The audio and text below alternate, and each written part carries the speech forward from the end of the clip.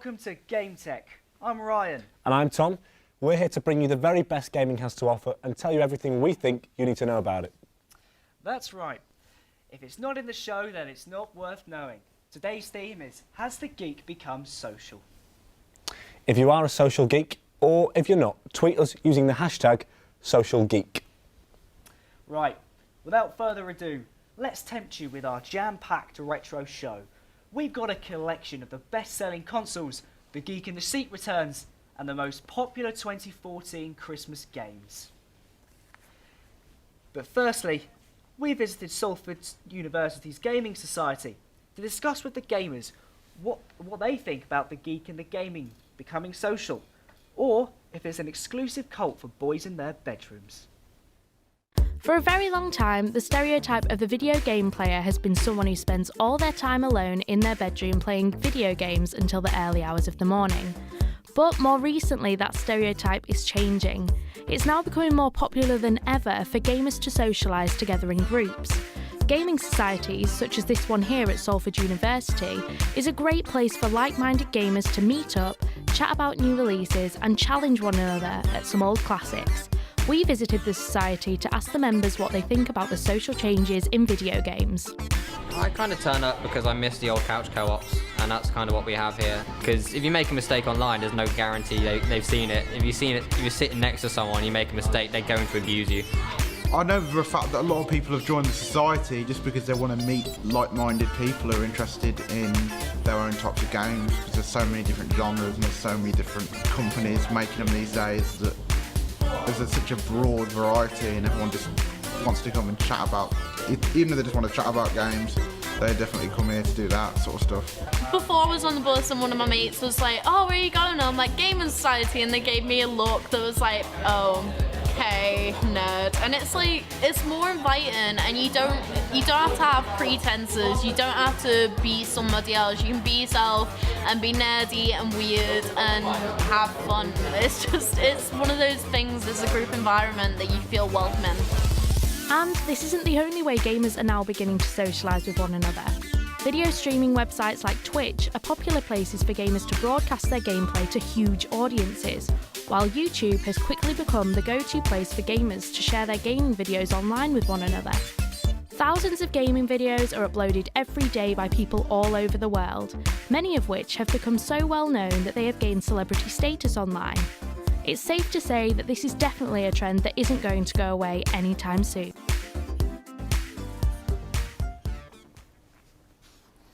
You know, it's interesting how much games changed, don't you think? Absolutely. It's just when you think about when you were younger and all the way you'd play games, like, and the graphics and everything has just changed dramatically. So we've got a few examples here from different generations. Obviously, going all the way back, you'd go to a Nintendo 64, which was probably, Wow. you know, well, now it's a classic, isn't it? Yeah. I think I had the one up, the GameCube, or it might have been a few up, but I remember a couple of friends having that, and we'd go around and play. You're obviously wired up to it, aren't you? Yeah, it's You know. much different now. I think I had a PS1, which obviously is along the lines, but I know obviously the classics, Mario. Oh, I yeah, used to yeah. play Pokemon at my friend's house on this, Oh, and things yeah, like yeah, I used Banjo-Kazooie. I'd probably play it more now, you know. Yeah, definitely. And moving on, obviously, skipping ahead quite a bit, Xbox 360. Now, I know you had one of these. Yeah, I had one of them. Simply because at the time, it was cheaper to get an Xbox 360 compared to a PlayStation 3. The only difference really I thought was the Blu-ray player. Yeah. But I was always more comfortable with the Xbox 360, had more friends to play online with, so I went with that. I was going to say, obviously, this was probably around the time that online gaming started, and I think Xbox Online has probably had the edge, wouldn't you say? Oh yeah, definitely. I remember playing a lot of the online on the Xbox 360. So moving on here, we have the Nintendo 3DS. I remember when I was younger, I had the Nintendo DS. Yeah. I used to play a lot of Pokemon back in the day. I played a lot of Pokemon, yeah. Crash Bandicoot, I believe, like updated versions of it. Always a good one. So now 3D. Just shows how much. I was going to say my changed. sister had a 3DS, and so I used to play a bit of Nintendogs on that. Oh yeah, great game. You know, well, I remember my ashamed mum used to to admit. play. My mum used to play a lot of brain training. So did I. Used to have a go at the Sudoku.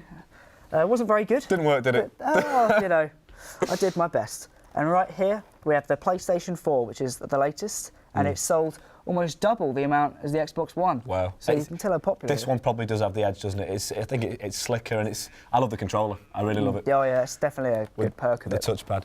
Well, why don't we have a little look and see what some of the games that people are hoping to pick up this Christmas? I'm looking forward to the new GTA coming out. I thought the gameplay on the last game was really good, and I'm looking forward to seeing the new format of this game. I want to get, whenever it comes out, Grand Theft Auto on PC or PlayStation. I don't play PlayStation. I'm really hoping that I get Sims 4 for Christmas because I've seen a lot of other people like play it online and stuff. Like I've seen lots of other gamers and YouTubers and stuff online play it, and it looks like really interesting. And I'm hoping that my mum gets it me for Christmas because I can't afford it. I will most likely be getting Call of Duty probably because I get it every year, but I didn't this year because I couldn't afford it. So I won't be getting it for a present. I'll be buying it for myself probably, but I'll be getting that, yeah. Well, actually, this year I'm going to get SimCity because last year my mum promised me she was going to get me SimCity, but she didn't actually get me SimCity. She got me Sims 3, and I was really disappointed. So this year I'm going to buy myself SimCity, and I'm going to do that. Yeah.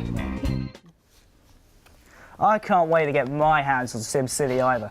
So, we're joined here with Jack, and he is this week's guest gamer.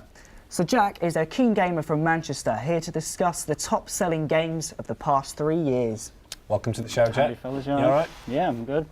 Excited to be here, talk about games. Beautiful. Excellent. So let's talk Far Cry 4. Oh, brilliant. I've had a good look at the demos and some of the online players that have been doing it, and I was a massive fan of Far Cry 3, so it's good to see progression plus the whole first person getting into it. Far Cry is just a great game in general. It is a brilliant game. Like I said, I've played 3, but I've not gone on the demos and stuff, but I've not got my hands on Far Cry 4 it's going to be, I'm interested They're to very see bizarre games, aren't they, compared to other games out there? Yeah, it's probably why it's so appealing to everybody. They just think something different. Far Cry, why not? It's a bit different, isn't it? Tigers and shooting and violence and stuff. It's brilliant. Let's talk Destiny.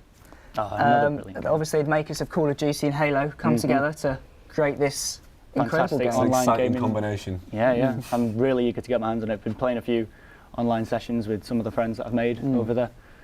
It's definitely something that I like. This is right up my street in terms of games. I was going to say our friend's got this, so I think we've had a few games on his. It's just like he's got a reminiscent of PS4 as Halo well. and stuff, Lucky boy. So Grand Theft Auto 5. Oh yeah. In my opinion, probably the biggest game of 2013. I agree with you. Brilliant sign off to the last gen as well. It was like when PS4 and Xbox One were coming out, it was like the perfect way to end a brilliant saga with the last gen, like Xbox. I've always played. Sorry, Jack. I've always played Grand Theft Auto, but I was never a big fan. This one I thought was fantastic. Like you say, a great way to sign off. It was really, really good. Yeah. Elder Scrolls, Skyrim, very popular game at the time. Just this massive open world experience. Fantastic. Obviously, it's like GTA but with swords and stuff instead, and you have to do quests instead of murdering people. Well, you still murder people, but it's without guns. You get swords as well, and magic powers. Yeah, and a lot of dragons. Yeah. Remember. Well, all right. Let's get to the real reason that you're here on the show. You are this week's geek in the seat. Why did you play as Bowser? Bowser's just my favourite character throughout all of Mario, so I thought I had to play as him. His big shell, his big fierce demeanour. I thought there's no one better to play as for this challenge. Excellent. Why don't we have a little look and see how you got on in your Mario Kart lap?